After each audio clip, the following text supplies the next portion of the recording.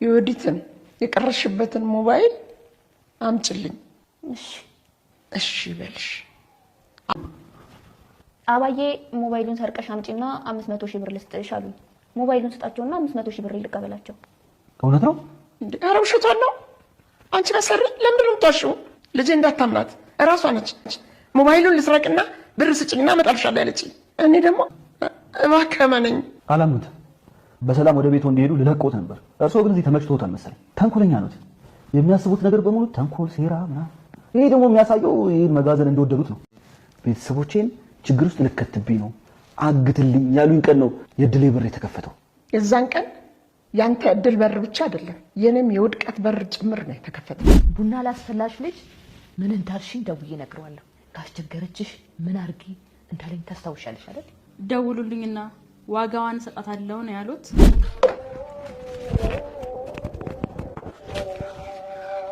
እንደዚህ ናፍቀሽ ነበር? አልናፈቀኝም። ባልናፍቀሽ ኖሮማ እንደዚህ ባልተጠመጠምሽብኝ ነበር። የገዛ ልጅ ሆነች ራሷን ለማዳን ብላ እርሶን ጥፍንጋ አድርጋ አስራውት የወጣችሁ ተረገመች። አይናደዱ በእርሶ ስለወጣችሁ እኮ ነው። እግሬትን እንድትወርቅ አደርጋታለሁ ብለሽ ካሰብሽ ተሳስተሻል። መቼም አላረገውም። እስቲ እናያለን። እማዬ እባክዎትን አይደውሉለት፣ እባክዎትን አይደውሉለት።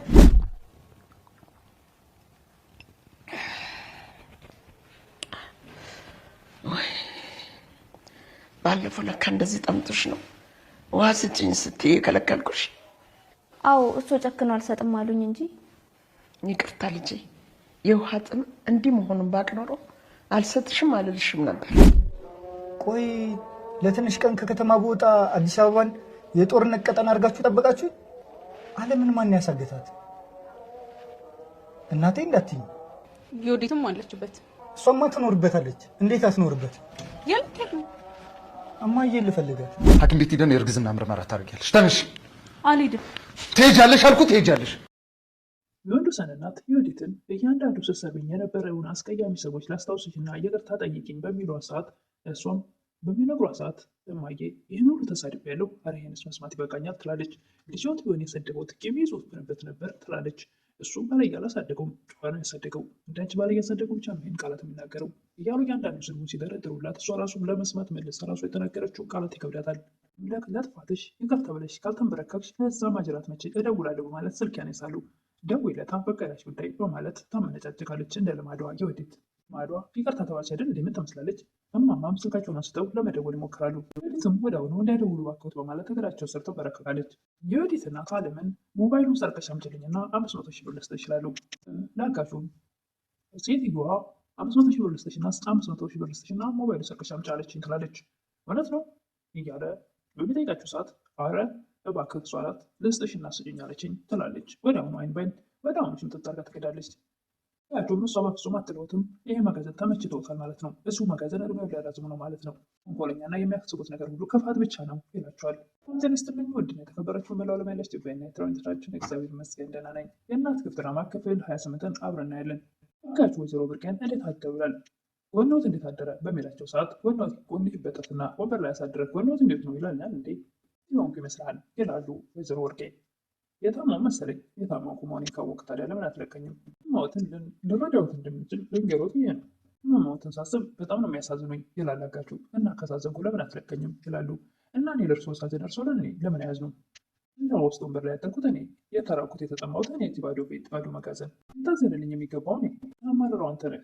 እስኪ ልጠይቅ ከእኔና ከአንተ ማን ነው የሚታዘንለት ይላል አጋቹ። እንዴት ነው በጨለማ ወንበር ላይ ያድራሉ። እኔ ግን አልጋዬ ላይ ተኝቼ በህልሜ የምቀበለው ብር እንደማደርግበት ያስጨንቀኛል፣ ያሳስበኛል፣ ሊያስተኛኝም አይችል።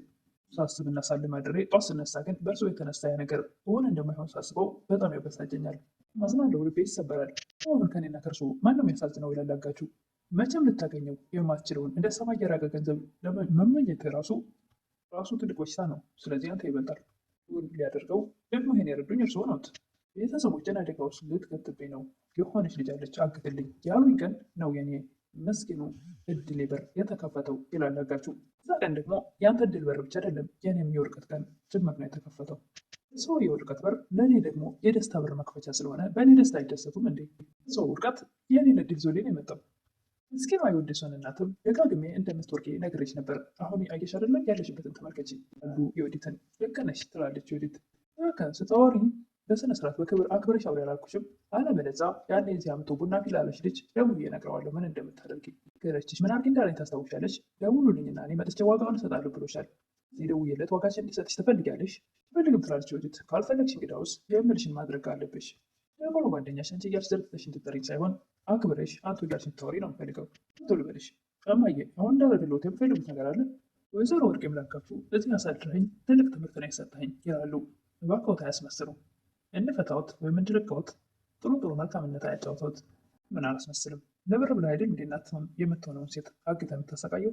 ብሩን ከየት እንደሚያመጡ ጥሩ ነገር ቢያስቡ እኮ በዚህ መጋዘን ቦታ አልጋው ላይ ደግ ብለው እርሶ ምቾትን የሚረሱ ነበር። ያላሰብኩትም የገዛ ልጆት ናት። እርሷን ከዚህ ለማውጣት ብላ እርሶን ግጥም አድርጋ ስራው ትሄደችው። ረገመች ትላለች ወይዘሮ ብርቄ። አይን አይደዱ በእርሶ ወጣ እኮ ነው። ጥሩነትን ከየት ታምጣው? ሰው ምቾት ይልቅ የራሷ ምቾት እንድታበልጥ አድርጋ ያሳድጓት እርሷ አይደሉ እንዴ? እሷ ጥቅም ስትል የባሏን እናትና ሰራተኛዋን ስታሰቃይ የኖረችው እርሷ አስተዳደግ አይደለም እንዴ? ደግሞ ለራሷ ምቾት ስትል የእናቷን እጅ ግጥም አድርጋ ስራ ሄደች። እና ሁሉም ያንቺ ጥፋት ነው እያልከኝ ነው ይላሉ ወይዘሮ ወርቄ።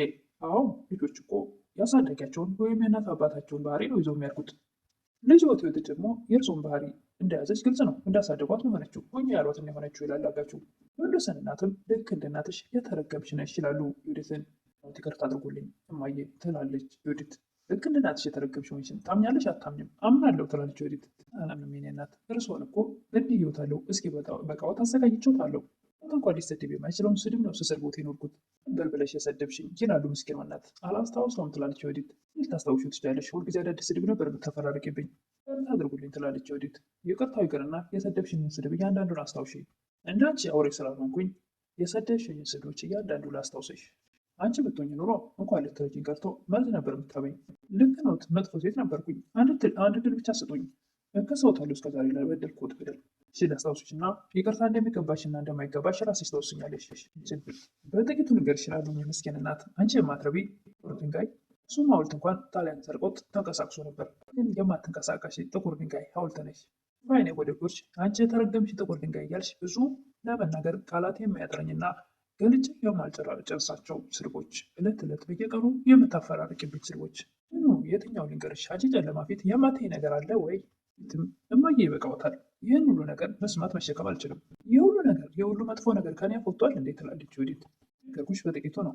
አንቺ እኮ በየቀኑ የምታዘብብኝ እንደ ዝናብ በጣም ከባድና ብዙ አስቀያሚ ቃላቶች ነበሩ።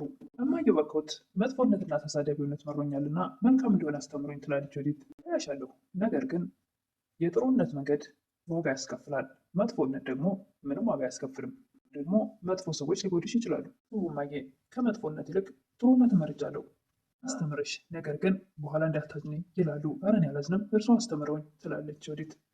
እማም ሲሰድቡ ምን እንደሚሰማቸው የነበረውን እንዲሰማት ብለው 3 ቃላት ብቻ ስድብ ይናገራሉ። የወዲትም ኧረ በቃዎት፣ ምን ነው እንዴ እዚህ ጋር ቁጭ ብዬ ሲሆን እንስሳ መሰልኩት እንዴ ትላለች። አንቺ ይህን ተሰማሽ አይደለ? ነካሽ ውስጥሽን ያን ሁሉ የስድብ ናዳ ስታወርጅብኝ እኔ ሰው አልመስልሽም ነበር አይደል? እንድትማሪ እንዲገባሽ ብዬ ነው ይላሉ ምስኪኗ የወንዶሰን እናት። 3 ቃላት እንደዚህ ያገሸገሸሽ እኔ ቀን በቀን ዕለት ዕለት በየደቂቃው በየሰከንዱ ስሸከማቸው የነበሩት የስድብ ናዳ እንዴት ሊሰማሽ አልቻለም? እንድታውቂው እንዲገባሽ ብዬ ነው ይላሉ የወንዶሰን እናት። በ3 ቃላት ያንቺ ልብ ተሰበረ።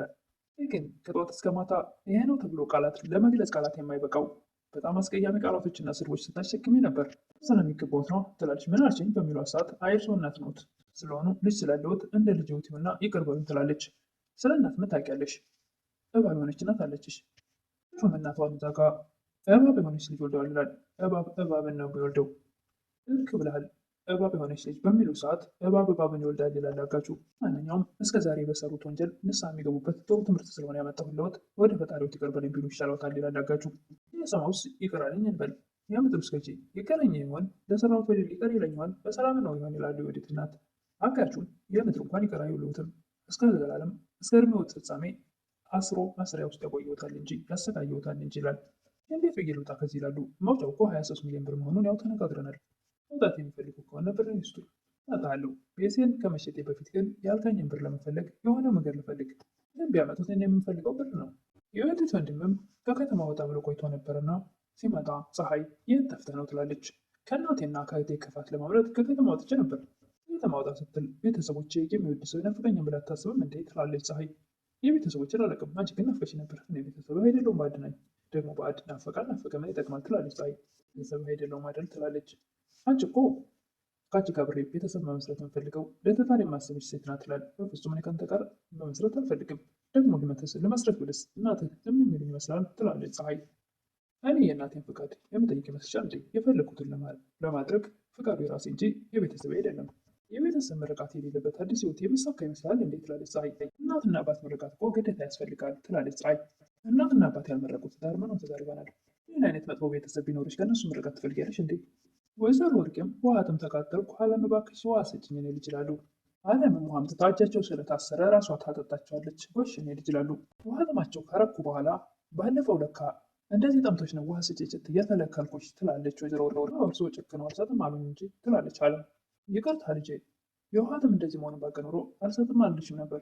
ማሳገቱን ትላለች አለም። ምንድነው ማሳገትን? በማያውቁት ሰው ታግተው ወንበር ላይ ማደሩን እንዴት አዩት? ትላለች አለም። አይ ነው ይላሉ ወይዘሮ ወርቄ።